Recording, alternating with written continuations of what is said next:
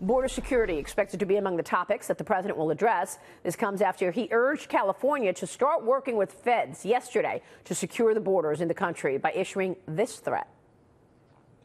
We're getting no help from the state of California.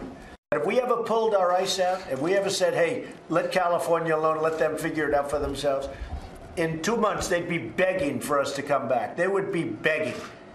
And you know what? I'm thinking about doing it.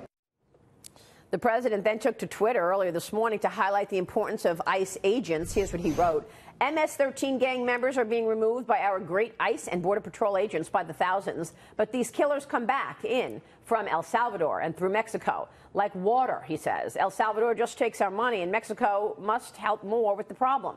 We need the wall, the president writes this morning. Joining us right now to weigh in, reality TV star Rick Harrison from the hit show Pawn Stars. His business, Gold and Silver Pawn Shop, featured on the show. Rick, good to see you. Thanks so much for joining us.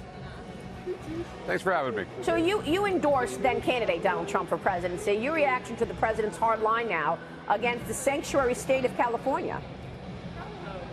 I mean, the fact of the matter is we're a country and we have to have borders. If you don't have borders, and I mean, look at California right now. It's 10% of the population in this country, and they have 25% of the people on welfare.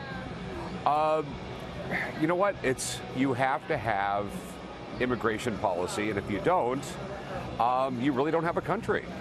They don't see it that way, Lee. Tell us about that, because Rick is making the obvious point here that if you're a country, you need to actually have borders. What is this pushback on border control?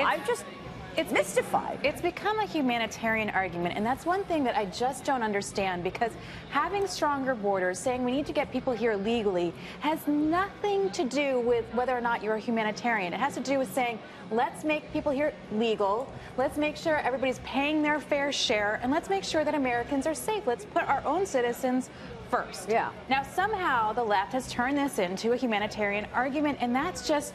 It's plain fascinating to me, because when you go into local politics, you talk about how people want their schools to be run. Yeah. They want to make sure that everybody's paying taxes, and they want to make sure that the right people are in their school system. So the hypocrisy of it overwhelms me. But was that just a threat? Rick, do you think the president was serious when he says, look, I'm thinking about it, taking the ICE agents out of California?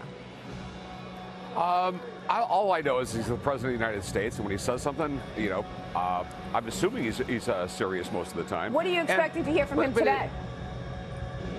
I don't know. It'll be interesting. It's Donald Trump, so we never know exactly what he's going to say. But that's one of the great things about him.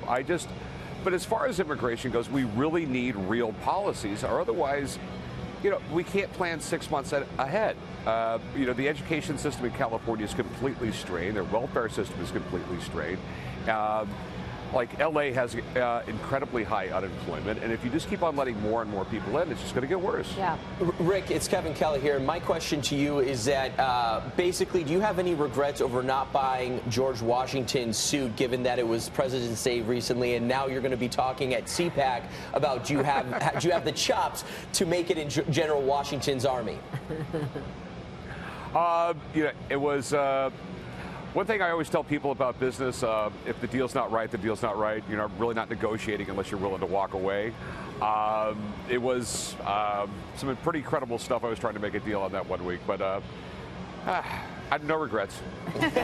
So I've got a question for you, Rick. As a business owner right now, what do you see the impact of the tax cuts on the economy? Because you're on the front lines about people selling things because they need to make money, and then also people buying things. So I'd love to know how it feels out there.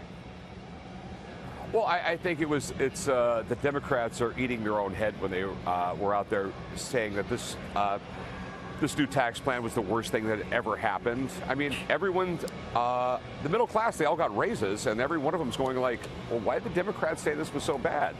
I mean, I think that's why the president's poll numbers are going up, and that's why also poll numbers for Republicans are going up. Hey, Rick, Gary Smith here.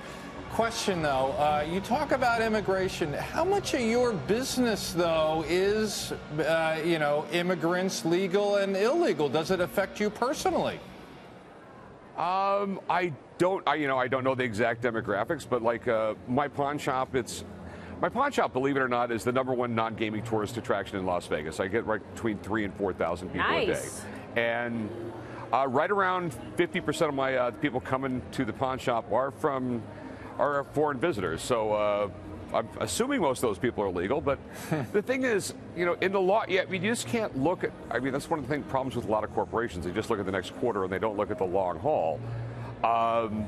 You know, if we let a lot of people in, maybe short-term it will help some people, but in the long run, if we have a bunch of people coming to this country without a great education, it will be a drag on the country, because we already know that 10 years from now, low-tech jobs are going to be replaced by robots. I mean, we need educated people coming in this country. Yeah. And it's the old adage, if your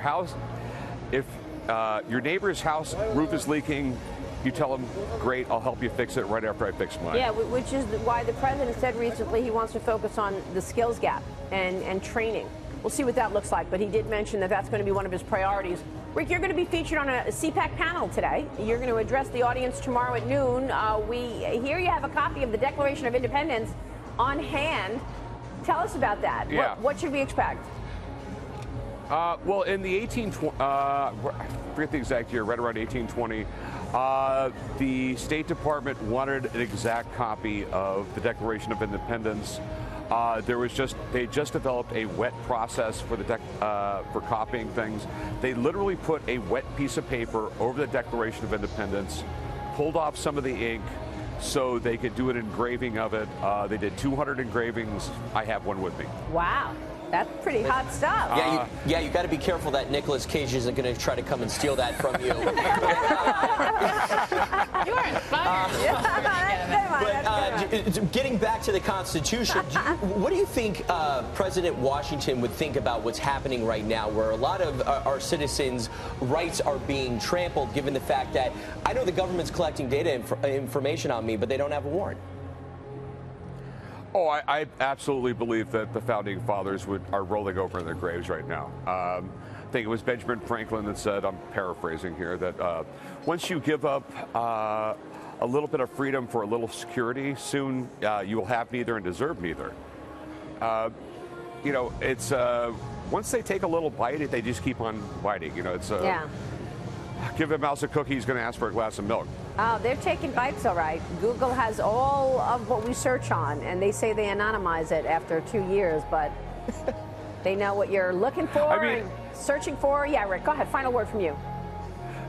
Oh, part of it's self-inflicted. We all carry our cell phone around with us, which tracks us everywhere. So, I mean, you just sort of have to find a balance in life. But no, I mean, less government is good for all of us. That's a motto I live by. Rick, good luck with the speech there at CPAC. Good to see you, sir. Thank you. Rick Harrison joining us this morning.